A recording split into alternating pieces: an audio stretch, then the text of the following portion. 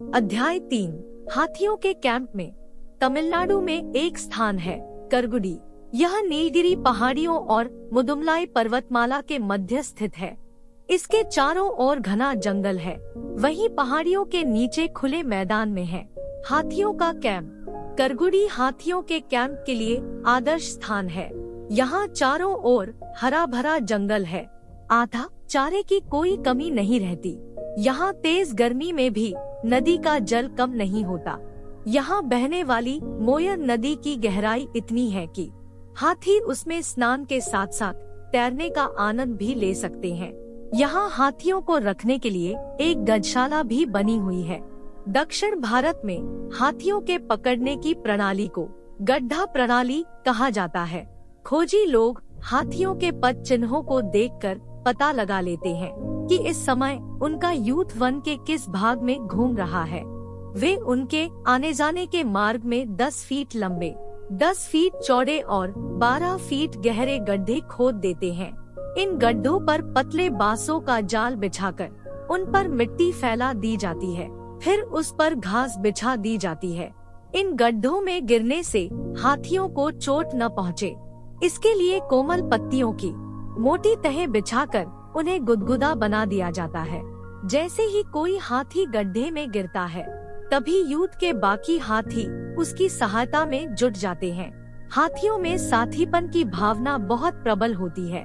बड़े हाथी अपने लंबे दांतों से गड्ढे के किनारों को खोदकर ढलवा बना देते हैं, ताकि नीचे गिरा हाथी ऊपर आ सके। मगर फंदा पार्टी वैसा नहीं होने देती। वे अपने साथ कुमुकी हाथी ले आते हैं, जो पहले से ही पाले हुए होते हैं। उन्हें बंदी हाथी के पहरे पर तैनात कर दिया जाता है। इस प्रकार उसके निकल भागने का मार्ग रोक दिया जाता है। हाथी को 18 घंटे तक गड्ढे में ही पड़े रहने दिया जाता है। इतने समय में वह काफी थक जाता है। उसके अगले और पिछले पैर में रस्से बांध दिए जाते हैं। इसके बाद गड्ढे में कुछ तख्ते उतारे जाते हैं। इनके सहारे हाथी को बाहर निकाल लिया जाता है। इसके बाद उसे किसी जलाशय पर पानी पिलाने और स्नान कराने के लिए ले जाया जाता है। जलाशय से निकालकर हाथी को सीधे कैंप में भेज दिया जाता है, जहां उसका प्रशिक्षण आरंभ हो जाता है। हाथियों का प्रशिक्षण काफी कठिन है। हाथी में स्वभाव से ही पालतू बनने की प्रवृत्ति होती है। हस्ती पालक भी अत्यंत परिश्रम, धैर्य और लगन से अपने कठिन कर्तव्य को पूरा करते हैं। हाथी में घटनाओं, व्यक्तियों और शब्दों को स्मरण करने की असाधारण योग्यता होती है। कुल मिलाकर उसे 27 शब्द ही स्मरण करने होते हैं। मगर इन शब्दों को सिखाना और उनके अनुसार काम कराना सरल नहीं है।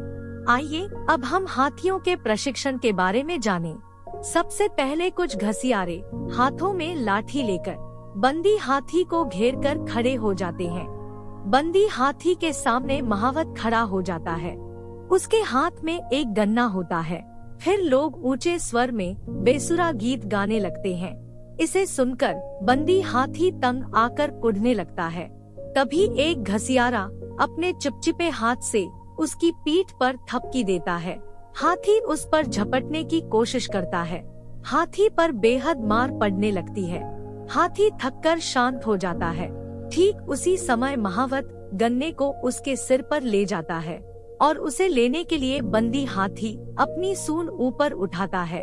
महावत पुकार उठता है, सलाम, और खेल समाप्त हो जाता है। यह खेल कई दिनों तक दोहराया जाता है। एक दिन ऐसा आ जाता है कि महावत गन्ना नहीं उठाता, बल्कि सलाम शब्द सुनते ही हाथी सूंड उठाने लगता है। इस प्रकार सलाम सिखा देने के बाद महावत गन्ने के द्वारा ही घूमो आदि शब्दों का अभ्यास करवाता है। इस प्रकार 3 महीने में हाथी 12 शब्द याद कर लेता है। फिर हाथी को भ्रमण के लिए गजशाला से बाहर ले जाना शुरू कर दिया जाता है। कैंप में नए और पुराने सभी हाथियों को प्रतिदिन 2 बार स्नान कराने के लिए नदी पर ले जाया जाता है। हाथी को पानी कितना प्रिय है, यह उसके नहाते समय देखा जा सकता है। हाथी का रक्त जल्दी ही उष्ण हो जाता है, अतः इसे ठंडक पहुंचाने के लिए उसकी आवश्यकता होती है। स्नान के समय ही महावत उसके शरीर की मालिश करता है, जिससे हाथी खूब तरोताजा और प्रसन्न हो जाता है। कुछ समय बाद महावत जैसे ही जो कहकर हाथी को बुलाता है, वह पानी से निकलकर मस्त चाल से किनारे पर आकर खड़ा हो जाता है। महावत उसकी गर्दन और अगले पैर में जंजीर बांध देता है। फिर हाथी भोजनशाला की ओर बढ़ता है। भोजनशाला का यह नियम है कि हाथी जिस क्रम से आते हैं उसी क्रम में खड़े होते हैं। ये आपस में लड़ते झगड़ते नहीं। इससे पता चलता है कि हाथी काफी सभ्य पशु है।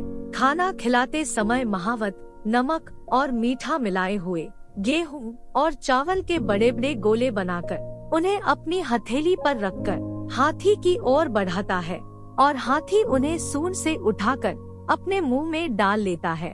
कुल मिलाकर एक हाथी को 20 किलो अन्न के गोले दिए जाते हैं, जो उसके लिए बहुत कम होते हैं।